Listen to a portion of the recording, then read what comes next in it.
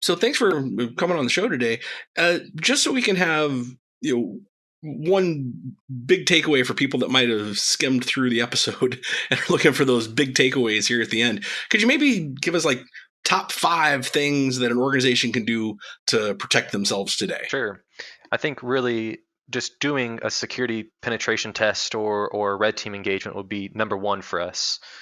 Number two really would be for you to kind of implement or figure out those kind of solutions, whether that be antivirus or endpoint detection solutions, to make sure that they're installed on the network.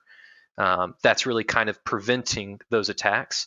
I think the next big bullet point number three would be essentially detecting those. So that would be going along with honeypots or intrusion detection systems and things like that to make sure those are also implemented.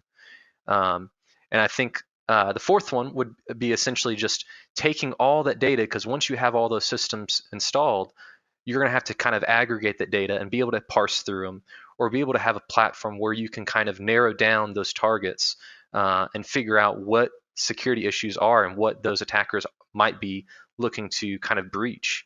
And lastly, but not most important in my opinion too, would be doing the security training, because really at the front lines is going to be those employees. They're going to be the ones usually either being phished or the ones that are going to be picking up the USB sticks outside of their company and trying to plug it in, or they're going to be the weakest link essentially to be able to get on a phone call and talk to them to try to convince them to install some kind of malware and then further breach within the network. So security training is a huge thing. Yeah, and I would add to the security training, continued knowledge transfer.